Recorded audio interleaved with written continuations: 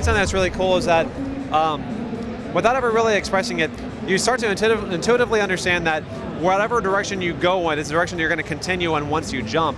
And that, if you're, whichever way you're going, if an enemy shoots you while you're along that way, your body's going to react to it. So on some level, you're already trying to make, I think, more intelligent calculations about movement than you probably did in the previous Borderlands games. You guys also have new vehicles in the game. Can you talk a little about that? We're not quite ready to talk about the new vehicles. You saw a little tease today, but you're going to have to wait a little bit longer. I'm sorry. Just mention what the name of that one you guys teased. So the vehicle you saw today was the Stingray. It's a hover vehicle. That's about as much as I'm going to tell you today. I'm sorry. There's some other characters in this game that might be familiar and playable for the first time. Talk a little about that. Yeah, sure. We've announced all 4 characters. There's obviously Claptrap, who everyone knows from Borderlands 1 and Borderlands 2. There's Athena, who was the head of the Crimson Lance Assassins in Borderlands 1 and the General Knox DLC. There's also Wilhelm, who was the first big boss in Borderlands 2, and you kind of see what he looks like beforehand, before he became the more like machine than man kind of guy that he is in Borderlands 2. And there's also Nisha, who is the Sheriff of Lynchwood. Today we showed Wilhelm and Athena. Can you talk a little about how you guys have collaborated going from Australia to Texas on this game? Sure.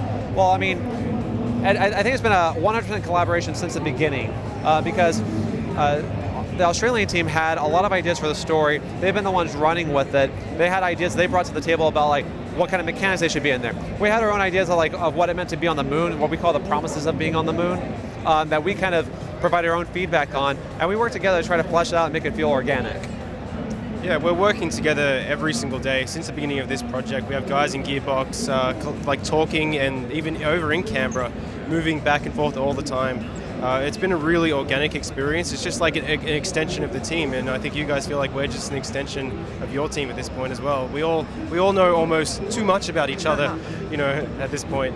Well, yeah, because we've been sending people back and forth across both continents. We've got a guy out there right now named Drew Mobley that he's been out there for a couple of months, and he's doing what he can to provide feedback. We've been flying people back and forth to come over and spend time with us and learn more about the way that we make games and our philosophies. We've been soaking up their ideas on how they do things because, it's the BioShock guys. They've got their own great ideas on what makes a game fun. So we've been learning a lot from each other the whole way.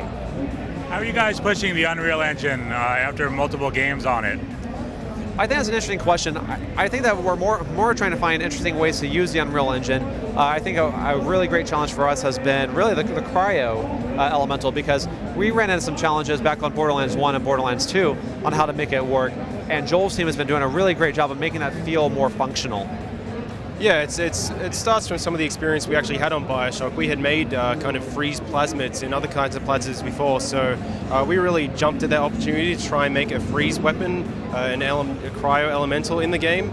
The low gravity, it was really a good engine to start with, the modified engine that these guys had made. The system that they use to do all their cool stuff, to get their midgets and their attachments and their creatures, it's so powerful that we actually went in there and within a couple of weeks we were building prototypes that we could actually show the guys.